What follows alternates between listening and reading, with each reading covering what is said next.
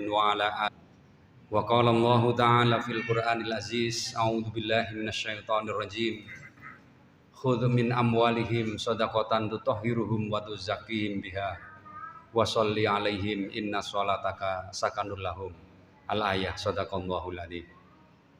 Para bapak, ibu, hadirin sekalian yang dimuliakan oleh Allah, tiada untayan kata yang terindah di malam hari ini melainkan ungkapan syukur kita kehadirat Allah Subhanahu wa taala atas segala limpahan rahmat dan karunia-Nya, sehingga pada malam hari ini kita dapat hadir di majelis yang mulia ini dalam rangka beribadah kepada Allah.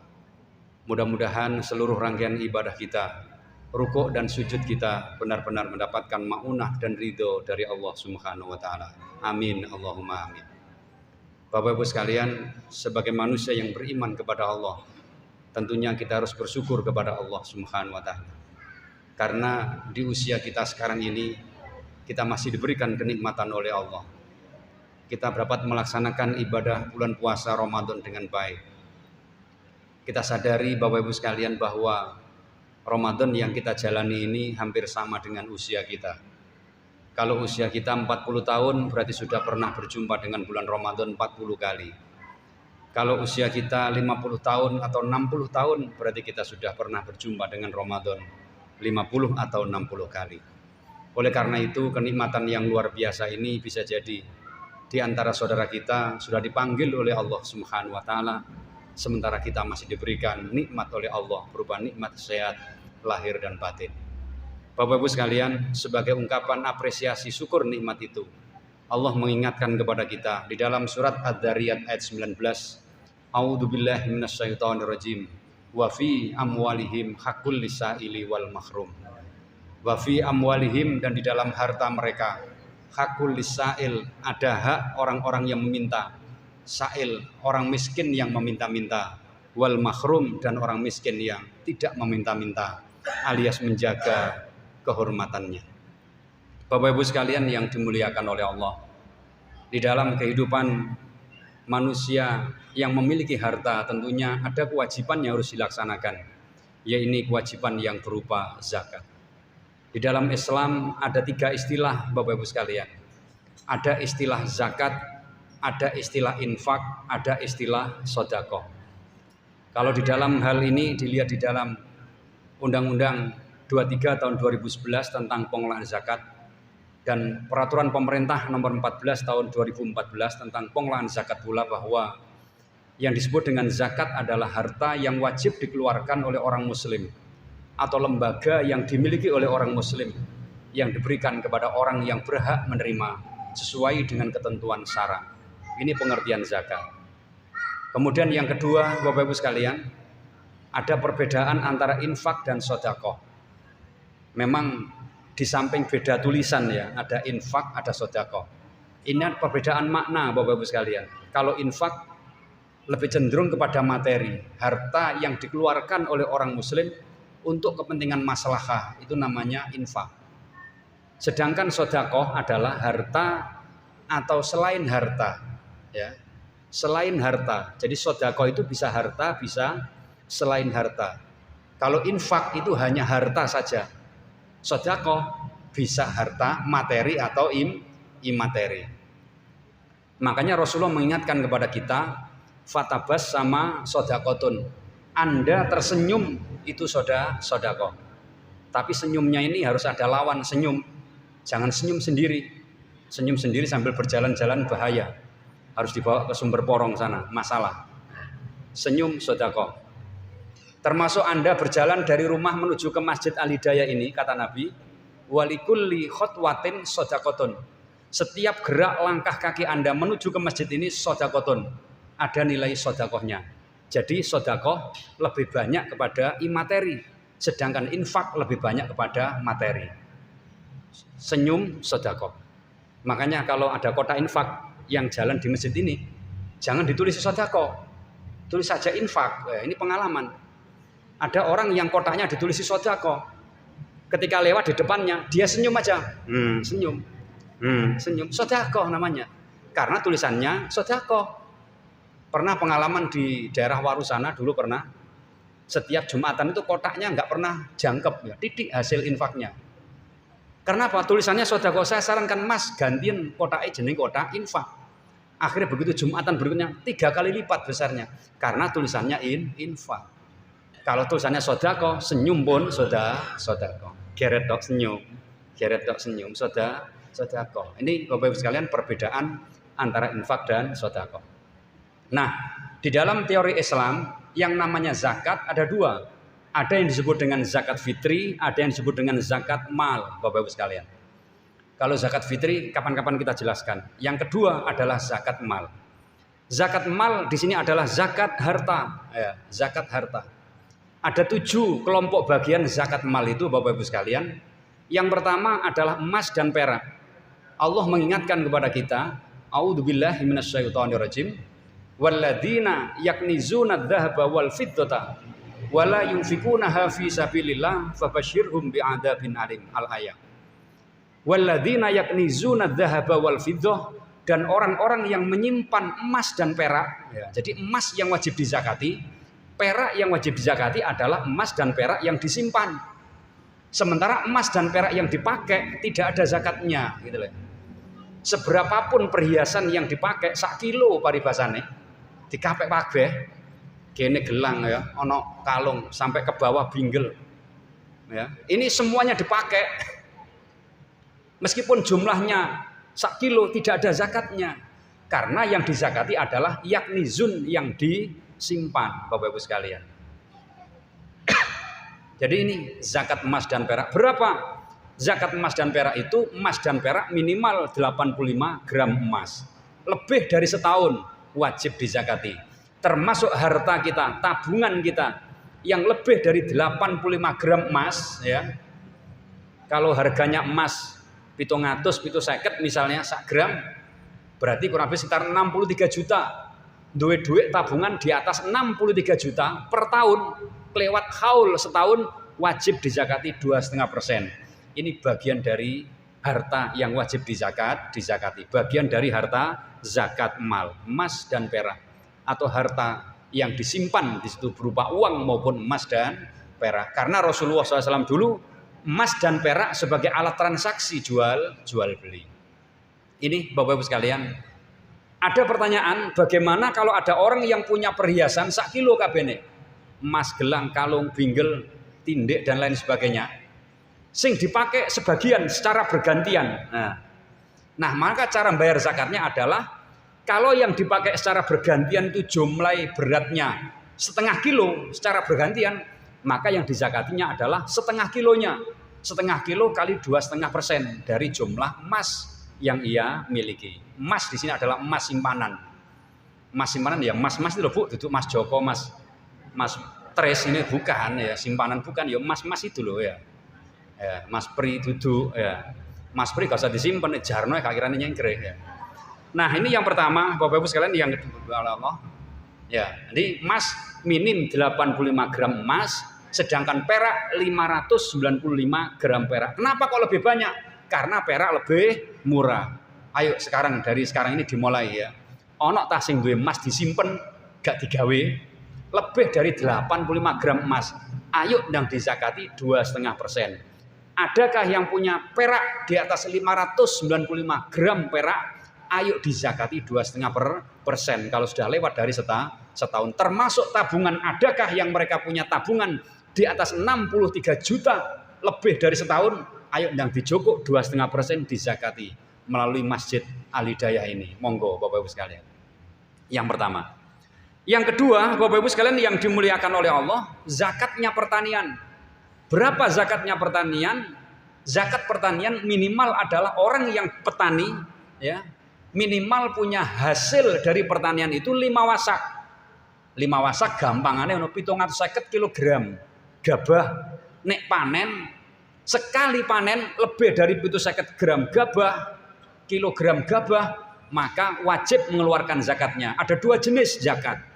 Sing nomor 1, ketika dia bertani menggunakan irigasi, Bapak Ibu sekalian, bondo istilahnya, bondo mes, bondo segala macam ya. Maka zakatnya ketika dia panen 5% dari seluruh yang ia panen. Yang penting hasil panennya lebih dari 750 kg gabah. Kalau di bawah tidak perlu dizakati. Kalau sedekah monggo silahkan. Ya, gitu ya. Oleh karena itu Bapak Ibu sekalian yang dimuliakan oleh Allah, mari kita yang panen. Kalau di sini nggak ada panen, misalnya di daerah kampung desa sana, misalnya kita punya sawah, kok kemudian pas panen, ayo dihitung adakah mereka di atas 5 wasak. Ya, kalau lebih dari 5 wasak wajib dizakati. Bisa 5% atau 10%. 5% Bapak Ibu sekalian yang dimuliakan oleh Allah, manakala mengeluarkan biaya dengan mes, disirami dan lain sebagainya. 10% manakala tidak perlu biaya. Ini zakat daripada zakat pertanian. Yang ketiga Bapak Ibu sekalian disebut dengan zakat peternakan. Ternak yang wajib dizakati hanya 3 dalam Islam. Yang pertama adalah ternaknya onta. Nang Sidoarjo gak ono unta ya. Yang kedua adalah ternak sapi atau apa sih itu? Kebo, kerbau. Kemudian yang ketiga adalah kambing ya. Sedangkan ternak yang lain tidak dizakati secara pertanian, tapi zakat hasilnya. Ternak jangkrik misalnya, tidak ada zakat jangkrik, tidak ada. Tapi zakat hasil ya, bisnis jangkrik hasilnya kalau melebihi nisab wajib membayar zakat. Karena zakat hewan itu hanya 3 jenis hewan ini ya. 3 jenis hewan.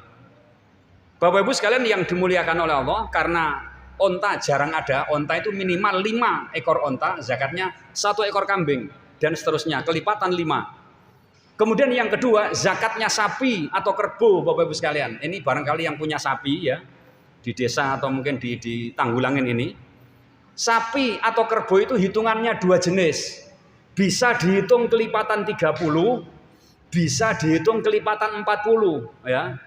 Kalau orang punya sapi 30 sampai swidak, kelipatan 30 ya, maka zakatnya 1 ekor sapi usia setahun. Halo, ngertos nggih? Nah, tapi kalau kelipatan 40, ada orang yang punya sapi 40 sampai 80 sapi. Gasan dulu aku loh sapi, jangan bayangkan yang enggak ya. 40 ekor sapi sampai 80 ekor sapi, zakatnya 1 ekor sapi usia 2 tahun. Nah, 2 tahun. Ini gampangane bisa dihitung sapi itu 30/30 ekor atau per 40. Setiap kelipatan 30 atau 40 nambah 1 ekor sapi. Cuman bedanya kalau kelipatan 30 sapinya usia setahun, kalau diukur dengan 40/40 sapinya usia 2 tahun. Wis gampang. Gitu, gampang wis. Ayo coba ingatkan dulur-dulur sing duwe sapi. Ya, sing jumlahe sapine di atas 30 sampai 1 tahun. Nah, lebih. Dene kok 30 kurang sedina kok sapine siji mati, ya gak usah dizakati. Ya. Bapak Ibu sekalian, kemudian kambing itu bisa jadi apa biasa jenenge iku?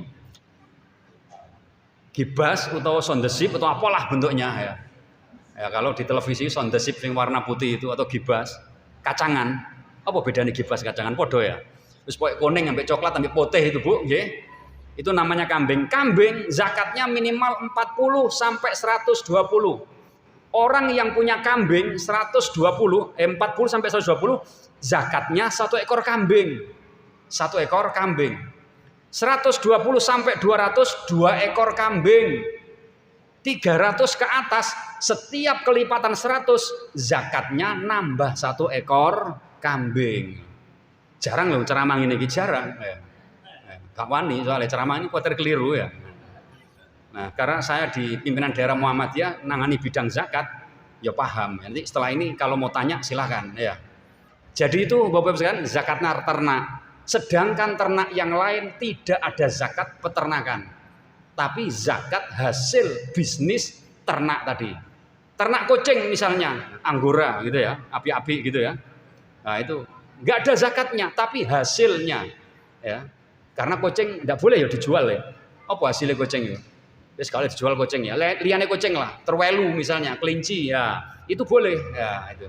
Ini hasilnya, bukan ternaknya. Bapak Ibu sekalian yang dimuliakan oleh Allah, hasil perdagangan, wong dodolan. Dagang itu Bapak Ibu sekalian dihitung 2 cara. bisa jadi yang dizakati modalnya plus labanya, manakala modal awal belum pernah dizakati. Jadi sampean nyelengi duit oleh akeh 100 juta, kemudian dige bisnis. Nah, 100 juta kalau belum dizakati, manakala lebih dari setahun hasilnya plus modalnya wajib dizakati. Tapi kalau modalnya sudah pernah dizakati, Bapak Ibu sekalian, maka yang dizakati hanya hasilnya saja selama 1 tahun. Ya, begitu Bapak Ibu sekalian, gampang zakat perdagangan. Kemudian zakat ma'dan, barang tambang emas, sama dengan emas yang pertama tadi.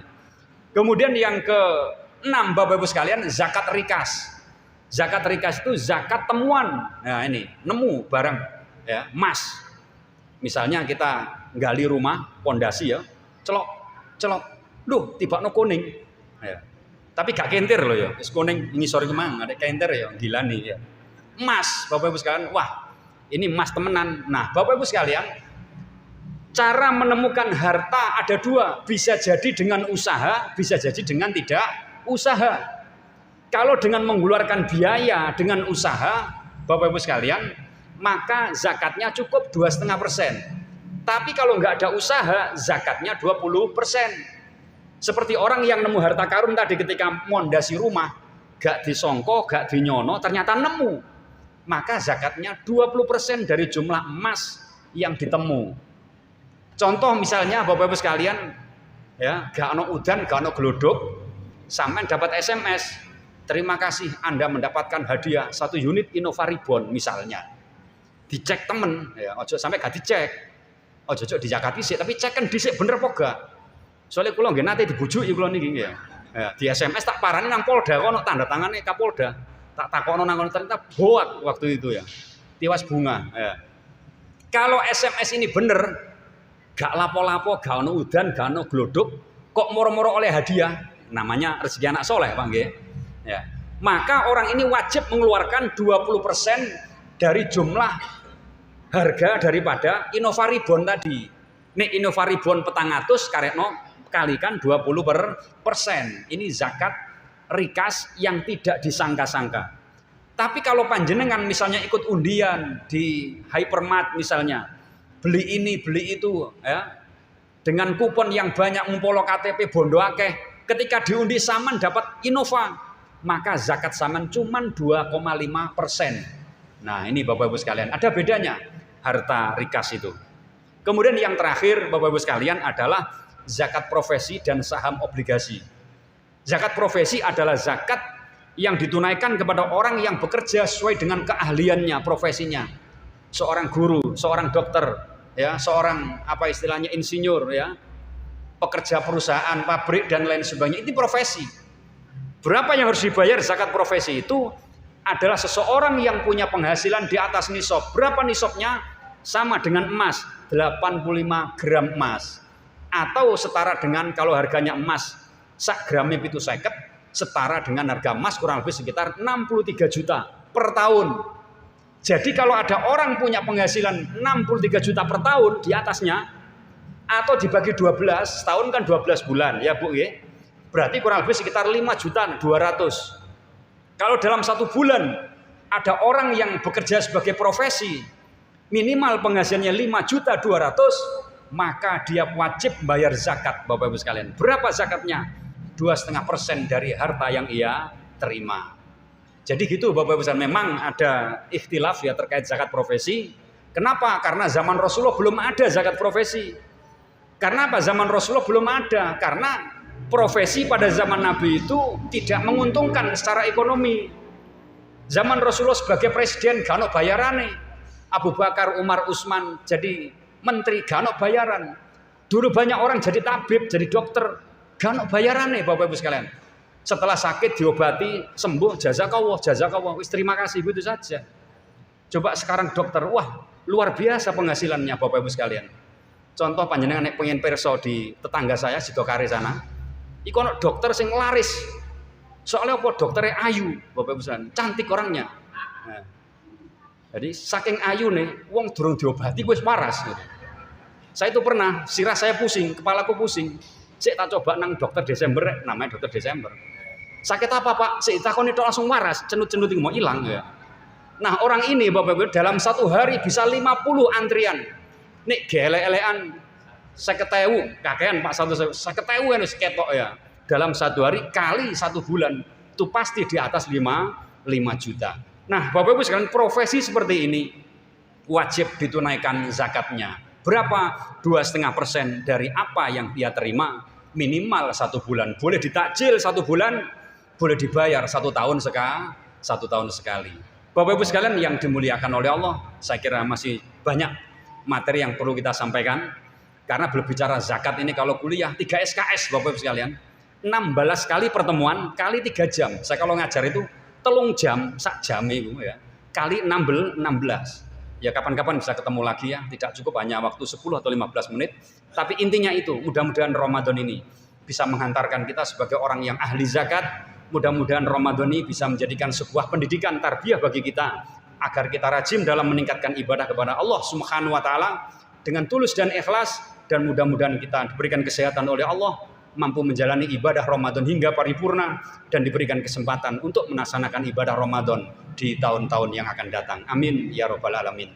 Terima kasih atas segala perhatian. Mohon maaf. Billahi taufiq wal hidayah. Assalamualaikum warahmatullahi wabarakatuh.